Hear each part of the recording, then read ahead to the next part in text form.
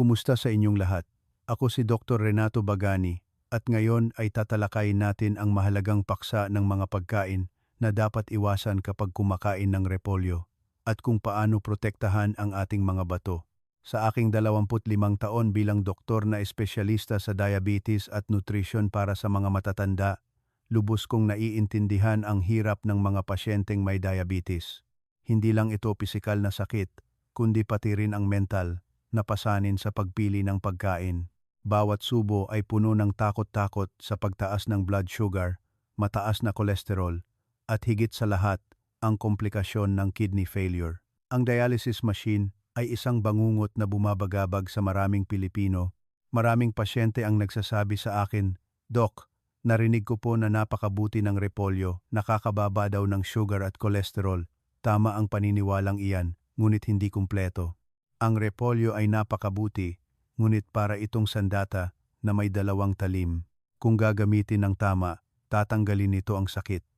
Ngunit kung gagamitin ng mali at ipagsasama sa maling pagkain, sisirain nito ang kakayahan ng ating mga bato na mag-filter. Bakit ganoon? At paano tayo kakain ng tama? Ang video na ito ay hindi lamang isang listahan, kundi isang survival guide para sa inyong mga bato. Ipapaalam ko ang bawat detalye sa pinakamadaling paraan para kapag narinig ninyo, maipapractice nyo agad. Kaya manatili at makinig para sa inyong kalusugan at para hindi maging pabigat sa inyong mga anak at apo sa hinaharap. Bago natin ihayag ang tatlong kalaban na iyon, gusto kong maintindihan ninyo ang ugat ng problema. Bakit ang isang tila inosenteng gulay tulad ng repolyo ay maaaring maging sanhi ng kapahamakan? Ang nakakagulat na katotohanan ay ang repolyo, lalo na ang mga itinanim sa ilang partikular na uri ng lupa, ay naglalaman ng tiyak na dami ng mineral salts at organic acids. Para sa mga malulusog na tao, mabilis itong na-filter ng bato. Ngunit para sa mga matagal ng may diabetes, ang glomerular filter membrane ay tumigas na dahil sa asukal at ang mga butas ng filter ay lumaki. Magkaiba na ang sitwasyon. Dalawang salik ang kailangan ninyong tandaan, potassium at oxalate. Kapag mahina ang bato, nababawasan ang kakayahan nitong mag-excrete ng potassium. Kung ang potassium sa dugo ay tumaas ng labis, hindi lang ito nakakapagod sa bato kundi maaari ring magdulot ng biglaang paghinto ng puso. Pangalawa ay ang oxalate. Kapag ang sangkap na ito ay pumasok sa katawan, kung may angkop na kondisyon, magko-crystallize ito at bubuo ng matutulis na bato na tatagos sa renal parenchyma na nagiging sanhi ng pamamaga at pagdurugo. Ang repolyo lamang ay hindi nakakatakot sa dami ng mga sangkap na ito, ngunit magiging lason ito kapag nakasalamuha ang mga catalytic substances mula sa tatlong sumusunod na pagkain. Ito ay parang pagdaragdag ng gasolina sa apoy. Kaya, ano ang unang pagkain? Naniniwala ako na 90% ng mga hapagkainan ng Pilipino ay nagkakamali dito. Tingnan natin ngayon. Kaaway, bilang 1, repolyo at maalat na ulam tulad ng tuyo, longganisa, tocino. Ang unang klasikong pagkakamali ay ang pagkain ng repolyo kasama ang mga maalat na ulam tulad ng tuyo, longganisa o tocino. Maraming pamilya ang gumagawa ng piniritong repolyo na masarap at nakakagana. Ngunit ito ang salt bomb na mabilis nasisira sa inyong mga bato. Bakit? Isang maliit na bahagi ng maalat na ulam ay maaaring maglaman ng dami ng sodium na katumbas ng pangangailangan ng isang tao sa loob ng 2 araw. Kapag kumain kayo ng piniritong repolyo at ipinipares ito sa maalat na sausawan, napakaraming sodium ang inyong nakukuha. Ano ang magiging bunga? Ang sodium sa dugo ay hihigop ng tubig na magpapataas sa dami ng circulating blood at magpapataas ng presyon ng dugo. Ang mataas na presyon ng dugo ay magbibigay ng matinding pressure sa maliliit na daluyan ng dugo sa bato. Kapag idinagdag pa rito ang mataas na blood sugar, masisira ang mga daluyan ng dugo na ito na magiging sanhi ng proteinuria at hematuria, pagkakaroon ng dugo sa ihi. Bukod pa rito, ang proseso ng pag-aasin ng pagkain ay gumagawa ng maraming nitrites. Kapag mahina na ang bato, mas mahirap ang pag-filter ng nitrites at sa paglipas ng panahon, nagkakaroon ito ng akumulasyon na nagiging sanhi ng toxicity sa kidney cells. Kaya, ano ang solusyon? Kung gusto ninyong kumain ng repolyo, huwag itong asin. Pakuluan o i-steam lang, at pinakamahalaga, bawasan ang paggamit ng sausawan. Sanayin ang sarili sa natural na tamis ng gulay. Kung kailangan, gumamit lamang ng kaunting light soy sauce na hinaluan ng lemon. May nagtanong sa akin, "Doc, hindi naman ako mahilig sa maalat, hindi ako kumakain ng asin." Gumagawa ako ng stir-fried repolyo na may atay at balon-balunan para sa dagdag dugo. Okay lang ba yun? Ang sagot ay hindi. Mag-ingat sa sobrang benepisyo na nagiging pinsala sa pangalawang pagkain na ito, na kasing delikado rin. Kaaway, bilang 2, repolyo at internal organs. Atay, balon-balunan, bituka. Ang pangalawang pagkain ay paborito ng maraming kalalakihan sa Pilipinas, stir-fried repolyo na may atay, balon-balunan o bituka. Ang pangalan pa lang ay nakakatakam na, ngunit para sa mga may mahinang bato at diabetes, ito ay isang napakalason na kombinasyon. Nasaan ang problema? Ang mga internal organs tulad ng atay, balon-balunan, bato, at bituka ay malaking imbakan ng purine at kolesterol. Kapag kinain ninyo ito, ang katawan ay magko-convert ng purine sa uric acid. Karaniwan, i-filter ng bato ang uric acid sa pamamagitan ng ihi. Ngunit kapag mahina na ang bato, hindi ito makapag-filter ng mabilis. Tataas ang uric acid sa dugo at magko-crystallize upang maging urate salts. Ang mga maliliit na kristal na ito ay matutulis at magsasama-sama sa renal tubules at renal pelvis. Kapag isinama sa repolyo, lalo na ang mga lutong may maraming langis, doble ang pasanin sa metabolic system. Ang bunga ay hindi lamang gout, pananakit ng buto at kasukasuan, kundi mas mapanganib pa ang acute kidney failure. Ang mga urate crystals ay bumabara sa renal tubules na nagiging sanhi ng chronic interstitial nephritis. Ito ang pinakamaikling daan patungo sa dialysis. Ang solusyon ko para sa inyo ay alisin ang internal organs sa inyong menu ngayon din. Walang kain ng kaunti para lang masaya. Sa halip, kung gusto ninyong i-stir-fry ang repolyo, gumamit ng chicken breast na walang balat o sariwang mushroom. Masarap at ligtas na ligtas. Sa totoo lang, marami ang gumagawa ng pagkakamaling ito nang hindi nalalaman. Akala nila ay maganda ang atay para sa mata at ang bato para sa bato, ngunit sa katotohanan ay sinisira nila ang kanilang mga bato. Tandaan ninyo iyan. Hindi pa tapos. Mayroon pa tayong pangatlong pagkain. Ang pagkain na ito ay tila napaka-eleganteng, napaka-sustansya, ngunit lubhang hindi dapat ipares sa repolyo. Pakinggan natin ang mahalagang bahaging ito. Kaaway, bilang 3, repolyo at shellfish. Hipon, alimango, tahong. Ang huling pagkain sa blacklist ngayon ay ang pagsasama ng repolyo sa mga shellfish tulad ng hipon, alimango o tahong. Maraming Pilipino ang mahilig magluto ng repolyo soup na may hipon o kumain ng seafood hotpot na may repolyo. Ang dahilan ay nasa chemical interaction sa loob ng ating katawan. Ang matitigas na shellfish ay naglalaman ng maraming calcium, samantala ang repolyo ay naglalaman ng oxalic acid. Depende sa uri at panahon ng pag-ani, maaaring mataas ang dami nito. Kapag nagkita ang calcium at oxalic acid, magsasama sila at bubuo ng calcium oxalate. Dapat sana ay maabsorb ang calcium sa buto at ang oxalate ay dapat na ma-excrete. Ngunit kapag nagkita sila, bumubuo sila ng hindi natutunaw na precipitate. Ang maliliit na butil ng buhangin na ito ay titigil sa urinary tract at sa paglipas ng panahon, lalaki at magiging kidney stones. Para sa mga may diabetes, mahina na ang immune system at ang urinary tract ay madalas na inflamed dahil sa mataas na asukal sa ihi. Ngayon, mayroon pang bato na bumabara sa daloy at ang bakterya ay dumarami na nagiging sanhi ng ascending pyelonephritis. Ito ang pangunahing sanhi ng pagkasira ng renal parenchyma na nagiging sanhi ng pagliit ng bato. Mayroon pang isang bagay na bihirang banggitin, ang tubig ng pinakuloang repolyo. Maraming Pinoy ang nanghihinayang sa matamis na lasa ng gulay, kaya iniinom nila ang lahat ng tubig.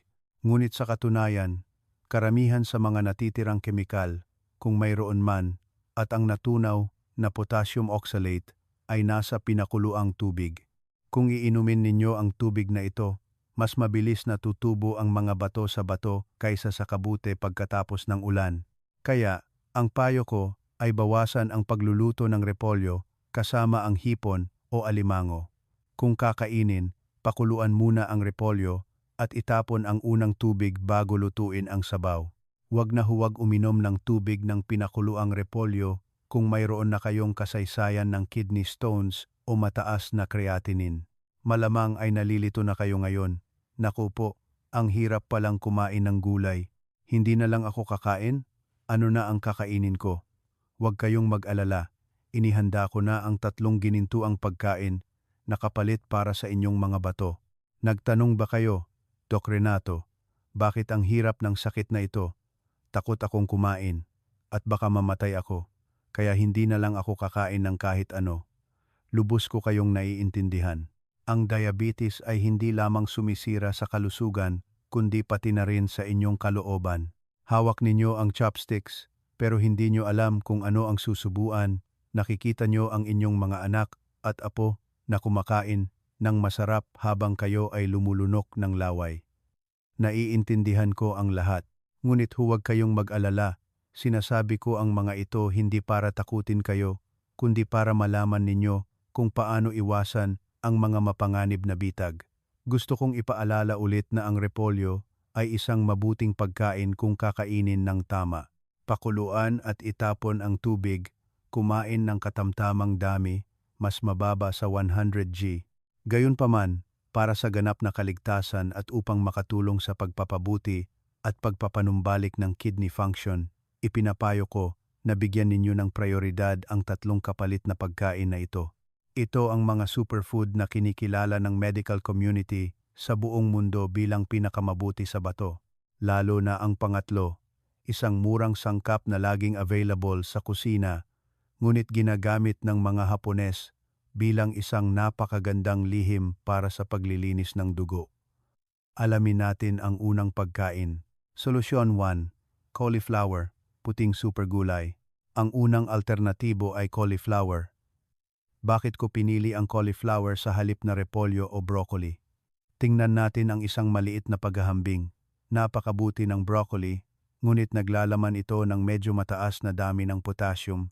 Samantala, ang cauliflower ay may mas mababang nilalaman ng potassium na lubhang ligtas para sa mahinang bato. Pagsusuri ng mas malalim sa benepisyo, ang cauliflower ay naglalaman ng maraming malakas na anti-inflammatory compounds tulad ng bacino. Para sa mga may diabetes, ang mga daluyan ng dugo sa bato ay laging nasa estado ng pamamaga dahil sa atake ng blood sugar. Ang compound na ito ay parang isang fire brigade na tumutulong na patayin ang mga pamamaga. Pinoprotektahan ang istruktura ng glomerulus. Bukod pa rito, mayaman ito sa fiber na tumutulong na walisin ang mga lason mula sa bituka palabas sa digestive tract. Binabawasan ang pasanin ng pag-filter ng lason sa bato. Paano ito kakainin ng masarap? Maaari ninyong pakuluan o i-steam. O isang napakagandang tip na madalas gamitin ng mga pasyente ay ang paggawa ng cauliflower rice. Durogin ang cauliflower at igisa ito, kainin sa halip na puting kanin. Sa ganitong paraan, mabubusog kayo, mababawasan ang dami ng carbohydrates na kinukuha, at magiging maganda ang inyong blood sugar. Subukan ninyo ito ngayong tanghali. Kung ang cauliflower ang numero 1 sa pagbabawas ng pasanin, ang pangalawang pagkain naman ay tumutulong sa pagpapalamig at pagprotekta sa kidney cells mula sa pagtanda. Solusyon 2. Red bell pepper. Ang pangalawang tagapagligtas ay red bell pepper. Maraming Pinoy ang takot sa sili dahil sa anghang at init. Ngunit ang nakakagulat na katotohanan ay ang bell pepper ay hindi maanghang at ito ang hari ng lahat ng bitamina C. Napatunayan ng agham na ang nilalaman ng bitamina C sa red bell pepper ay 3 beses sa orange at maraming beses sa repolyo. Bakit mahalaga ang bitamina C sa bato? Ito ay isang napakalakas na antioxidant. Tumutulong ito na linisin ang mga nakakalason na free radicals na nabubuo sa proseso ng metabolismo ng asukal. Ito ay parang isang kalasag na nagpoprotekta sa kidney cells mula sa karagdagang pinsala. Mas maganda pa, ang bell pepper ay naglalaman ng napakababang potassium. Ito ang gintong katangian para sa mga may kidney failure. Naaalala ko si Mang Tonyo, 68 taong gulang, isang regular na pasyente sa klinika. Siya ay may diabetes sa loob ng 10 taon at ang kanyang creatinine ay nagsisimulang tumaas ng bahagya. Siya ay labis na nag-aalala at ipinayo ko sa kanya na kumain ng kalahating red bell pepper araw-araw na hinaluan ng salad dressing. Pagkatapos ng 3 buwan nang muling suriin, naging masigla ang kanyang balat at ang kidney index ay nanatiling hindi tumaas. Tuwang-tuwa siya. Ang pinakamahusay na paraan upang kainin ito ay hilaw sa salad o i-stir fry ng bahagya. Huwag masyadong lutuin, mawawala ang bitamina. Kung hindi pa kayo sanay, subukan muna ng kaunti. Ito ay malutong at matamis. At ngayon, ang pangatlong pagkain, ang pamilyar na pampalasa na ipinangako ko na tinatawag na reyna ng blood purification. Solusyon 3. Sibuyas. Reyna ng blood purification. Mula libu-libong taon na ang nakalipas, itinuring na ng mga sinaunang Egyptian ang gulay na ito bilang isang mahalagang gamot.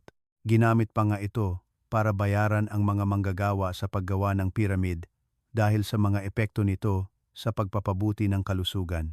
Ito ay walang iba kundi ang sibuyas. Bakit mabuti ang sibuyas sa bato? Una, naglalaman ito ng pralin. Ito ay isang natural na sangkap na may kakayahang magpaluwag ng mga daluyan ng dugo na tumutulong sa pagpapababa ng presyon ng dugo. At alam ninyo na kapag stable ang presyon ng dugo, mas madaling huminga ang bato at mas maayos ang daloy ng dugo sa bato. Pangalawa, naglalaman ito ng quercetin, isang anti-inflammatory at anti-atherosclerotic compound na napakabuti. Tumutulong ito na maiwasan ang kolesterol na dumikit sa mga dingding ng daluyan ng dugo sa bato. At ang pinakamagandang balita, ang sibuyas ay naglalaman ng napakababang potassium. Malaya kayong kumain nang hindi nag-aalala sa potassium retention na nakakasira sa puso. Maraming Pilipino ang takot sa matapang na amoy ng sibuyas. Ang maliit kong tip ay hiwain ng manipis ang sibuyas at ibabad sa malamig na tubig na may kaunting suka sa loob ng mga 10 minuto. Mawawala ang anghang nito at magiging malutong pa. Maari ninyong igisa ang sibuyas kasama ang chicken breast, mushroom o ihalo sa red bell pepper na nabanggit ko kanina. Isang salad na may red bell pepper at sibuyas na may olive oil, ito ang pinakamagandang gamot sa paglilinis ng dugo na ibinigay ng kalikasan. Kaya mayroon na tayong 3 alternatibong pagkain. Ngunit anong oras ito kakainin? Paano ito pagsasamahin upang makabuo ng isang kumpletong menu? Tingnan natin ang detalyadong listahan ngayon. Para mas madali ninyong matandaan at magawa, inihanda ko ang isang checklist ng mga hakbang na ito. Maaari kayong kumuha ng papel at panulat o ipa-screenshot sa inyong mga anak. 1 point. Isang mahalagang prinsipyo. Huwag kumain ng maalat na repolyo, inasnan na gulay. Huwag kumain ng repolyo kasama ang internal organs. Huwag kumain ng repolyo kasama ang shellfish. Laging pakuluan ang gulay at itapon ang unang tubig. 2. Halimbawang menu para sa malusog na bato, almusal, oatmeal porridge o brown rice noodles na may malinaw at mababang taba na sabaw, dagdagan ng ilang hiniwang sibuyas na nilaga. Tanghalian, brown rice na may toasted sesame seeds, pinakuluang cauliflower, steamed fish na may luya. Tandaan na uminom ng ibang sabaw ng gulay. Huwag inumin ang tubig ng pinakuluang cauliflower kung mataas ang potassium. Hapunan, Baigo Petem PM, stir-fried chicken breast na may sibuyas at bell pepper, kalahating tasa ng kanin. Tandaan, ang dami ng protina ay depende sa timbang at antas ng kidney failure. Kumonsulta sa inyong doktor para sa payo. Mga exception, kung mayroon kayong acute joint pain na may gout, iwasan ang repolyo, asparagus, mushroom, at internal organs. Unahin ang kalabasa at zucchini. Kung umiinom ng gamot na anticoagulant, kumonsulta sa doktor tungkol sa dami ng madilim na berdeng gulay tulad ng broccoli at spinach dahil naglalaman ang mga ito ng maraming bitamina K na nakakabawas sa bisa ng gamot. Mas ligtas ang cauliflower at sibuyas sa kasong ito. Nakita ninyo? Sa kaunting pagiging maingat sa pagpili ng pagkain, makakakain tayo ng masarap at hindi mag-aalala sa pinsala sa bato. Ngunit teka, alam kong mayroon pa kayong isang malaking tanong sa isip. Tanong, Doc Renato, hindi ko namalayan, nakakain na ako ng repolyo na may karne ng ilang linggo.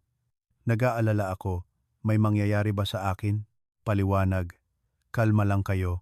Hindi agad masisira ang bato sa ilang beses lang na pagkain. Napakagaling ng ating katawan. Mayroon itong kakayahang balansehin ang sarili.